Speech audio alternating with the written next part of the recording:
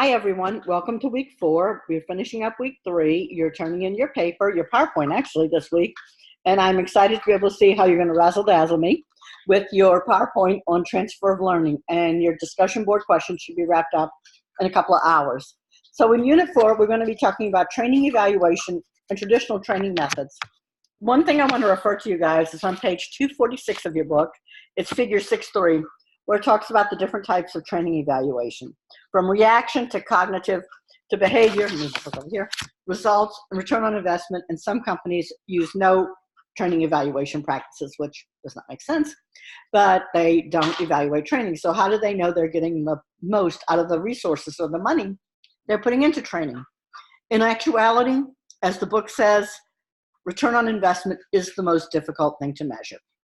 Because one thing that happens is you might see a return on investment through productivity or customer satisfaction or something else that you would measure, but is it correlation or is it causation? And there's a difference, of course we know. Correlation just means two measures move in the same direction at the same rate. Causation is a direct link between one and the other. So if I eat too much chocolate, I'm going to gain weight and there's going to be a causation there, unless I do something else to interact with that.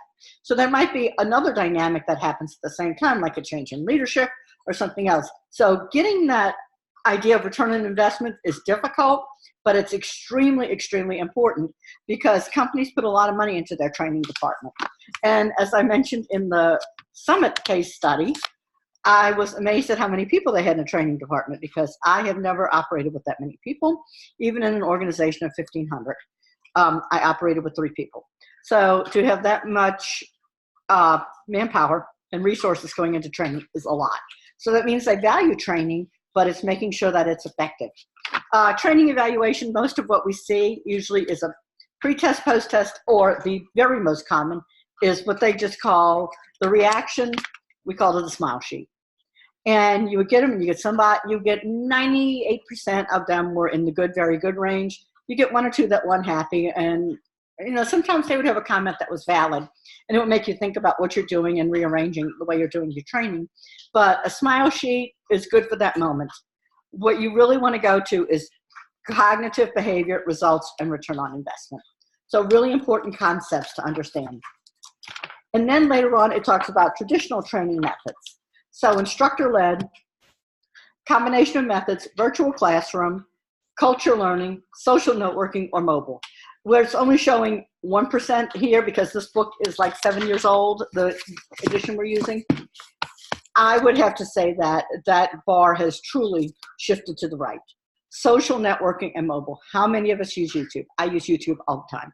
I watch YouTube daily, not just for professional purposes, but there's a variety of things, I'm sure you do this too, that I watch on YouTube.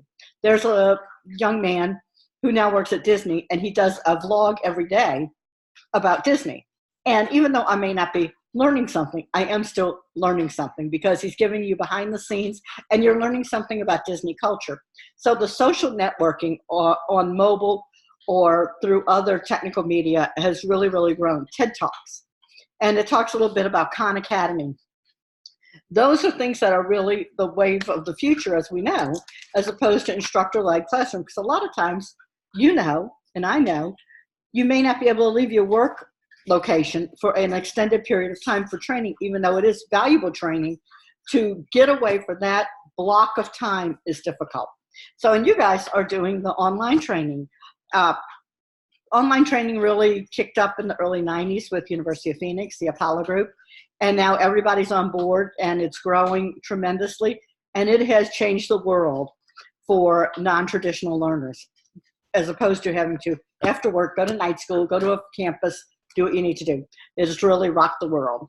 So I want you guys to read over the stuff. You have 1 discussion question this week. So you have a pretty light week going down this week, which is good. And you guys need a break, I'm sure, because we're at the halfway point after week 4. And you're doing an excellent job. I like your interaction. I like the way you respond to me. I try to throw some things into the discussion to keep you interested and to give you some ideas on what's what. I have friends who are public school teachers. I've never worked in a public school system. But I understand the frustration, and that's where education begins. Education begins at the beginning, and it should never, ever end. It should be life learning. And to learn our own styles and to learn how to diversify our skill level is important. And one thing I want to call your attention to, finally, to wrap up, because I know I'm kind of going over here. On page 308, there's a supplement to an application assignment where they have you folding a piece of paper into a cup. It is really interesting, and I'm sure you guys have taken part in these kind of activities where they say fold the paper to the left.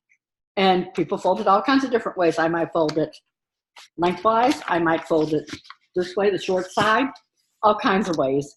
And it's just listening to instructions and then translating them and interpreting them into our own, what we're accustomed to and how we understand the instruction to be given. So it's kind of interesting to do that, to just read instructions verbally and watch what the outcome is. So with that, I'm going to wrap up for today. I hope you guys have a wonderful week. I cannot believe it's the 15th of September already. Time is flying by. And again, we've got 5 more weeks of the course ahead of me. So I count my fingers. 5 more weeks. I know 8 minus 3 is 5. So 5 more weeks, and we'll be wrapping up. It'll be here before you know it. I'm glad you guys are keeping up with the discussion boards. Again, wonderful job. And if you have any questions, let me know. And good luck and best wishes. So you guys take care. Bye-bye.